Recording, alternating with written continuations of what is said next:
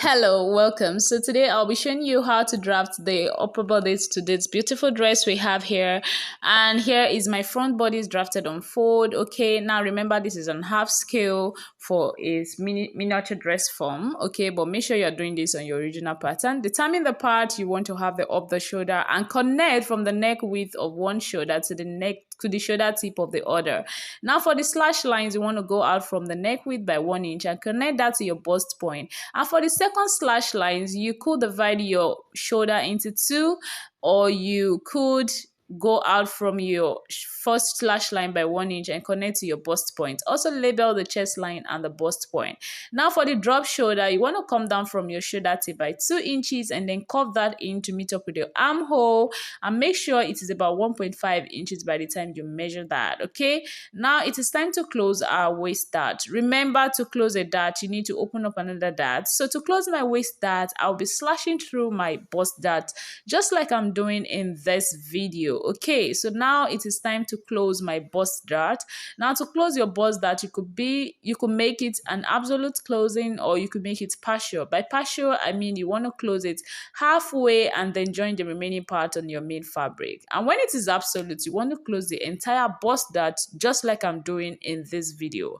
At this point, I'm done closing both the bust dart and the waist dart, and now it's time to cut or to slash through those lines we have there.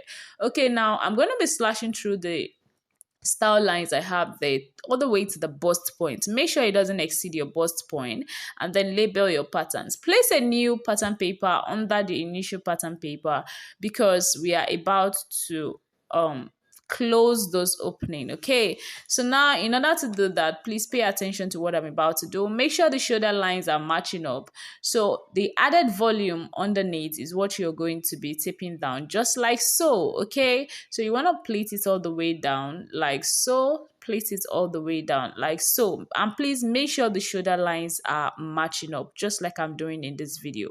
After tipping it down, the next thing you want to do is to go ahead and cut out the part you won't be needing just like I'm doing, and please make sure your bust darts are matching up. This is very important. Okay, so now remember I said earlier this is a reduced version. Okay, it is on half scale. Make sure whatever you're doing here is exactly what you will be doing on your main patterns. Okay, the measurements are commensurate with what you'll be doing on your main patterns. Okay, so where I came down by 2 inches here, also come down by 2 inches on your main patterns rather. So at this point I was done cutting out, and this is how you're going to be transferring to fabric. Please ensure you label your patterns, as you do not want to get confused by placing the armhole on the neck area. So when I'm done taping down, this is what the front looks like. Good. Now to the back.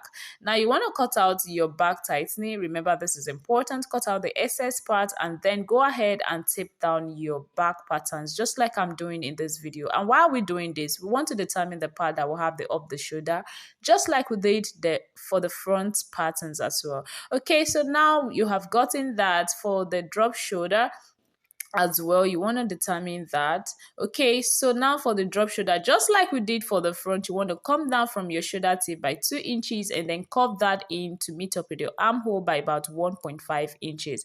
This is also what you'll be doing on your main patterns. Okay, so now it's time to cut out, and this is what I'm doing. Cut out the part you won't be needing.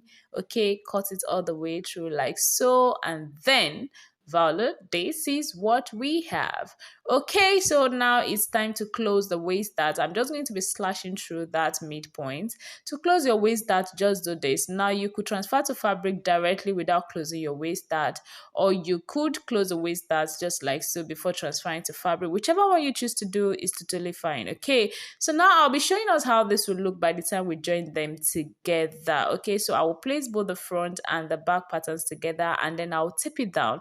I love to do this as it actually shows me the end result of what I'm working on. Okay, so I hope you'll be trying this out, and remember the back part is going to have a zipper. Remember, it's a dress, you need to add a zipper at the back part. And when I was done, this is exactly what the end result looks like. I hope you'll be trying this out, and if you love this, please comment in the comments